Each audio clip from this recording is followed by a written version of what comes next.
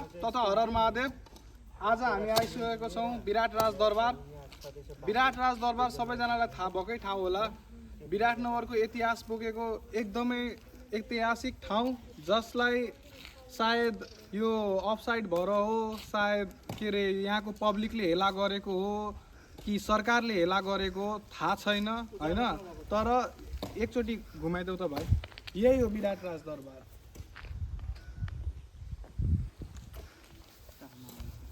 त्यहीसँगै आज हामी चाहिँ यहाँ वृक्षारोपण गर्न आएको छौँ। हाम्रो सानो प्रयास चाहिँ के हो भन्दाखेरि हामी राष्ट्रिय सनातन सेवक र हिन्दू सम्राट सेनाको तर्फबाट कि यो गाछी वृक्षारोपणको कार्यक्रम गरेर पनि कोही पब्लिकहरू आउनुभयो भने, यो ठाउँमा इन्गेज भइदिइराख्नु भयो भने सायद यो विराटराज दरबारलाई पनि हामी एउटा पर्यटक स्थल बनाउन सक्छौँ।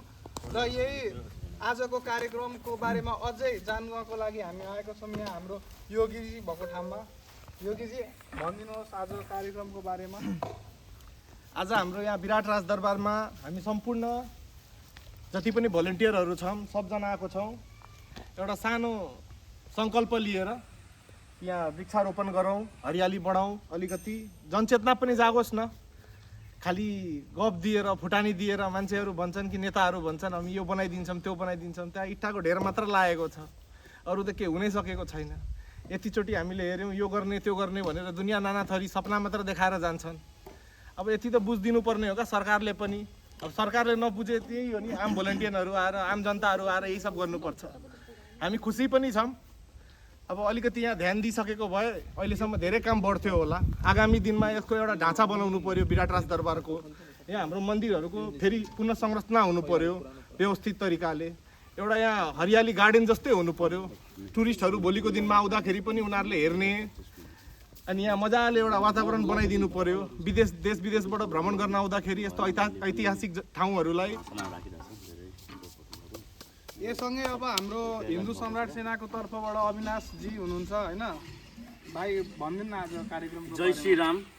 म हिन्दू सम्राट सेनाको जिल्ला अध्यक्ष। हाम्रो यो विराटनगर 18 नम्बर वडामा यो हाम्रो विराटराज दरबार छ। ल यो विराट जहिले क्या जहिले म याद भएको छ, जहिले यस्तै छ क्या, त्यसमा केही भएको छैन। अब एउटा यो हाम्रो अगाडि यहाँ इँटा राखिरहेको छ, आएर सफा गरिदिन्छ, फेरि 10 बजे छोडिदिन्छ। बजेट आउँछ, अब नेताहरू यहाँ के गर्छ कस्तो गर्छ थाहा भएन। बजेट आएर कहाँ जान्छ, अलिक ग्राउन्ड घेरिदिएको छ, यति मात्र। योभन्दा बढी काम केही भएको छैन। यहाँ इँटाको यहाँ ढेर छ, त्यो हरेक वर्ष के हुन्छ सफा आएर सफा गरिदिन्छ, अनि फेरि 5 वर्ष सुतिहाल्छ। कुनै पनि नेता अहिले फेरि भोटको टाइम हो, नेताहरू आउँछ, आएको छ धेरै, सबै नेता आएर घुमेर हेरेर जान्छ, ठुलो लामो लामो कुरा गर्छ, ल जित्यो अनि बिर्सिन्छ क्या। 18 नम्बर वाडा कहाँ छ? हाम्रो दक्षिण भेलमा यो 18 नम्बर वाडा पर्छ। हाम्रो यो बडो एरिया हो क्या, त्यो राजा विराट दरबार भनेर। विराटको नामै यही ठाउँ लिएर चिनिरहेको छ क्या। हामी यतै भन्न चाहन्छु, अलि हाम्रो सरकारले भन्न चाहन्छु क्या, यसमा अलि पहल गर्नुपर्ने हुन्छ। जय श्री राम। अनि योसँगै यो जोडिदिनु न कि हामी यहाँ गाछी मात्र रोप्न मात्र आएको पनि होइन, यो गाछीलाई संरक्षण पनि हामी गर्छौँ भनेर पनि जोडिदिनुहोस्। हामी यो अझै एउटा कुरा, हामी यो गाछी मात्रै रोप्न आएको होइन क्या, यो गाछी रोपेर र गाछीको संरक्षण पनि हामी गर्ने हो क्या। यो कोही नटोरोस्, केही बाख्राहरू नआएर खाओस्। हाम्रो जहिले हामी यो हेर्न पनि आउँछ, संरक्षण गर्न आउँछु।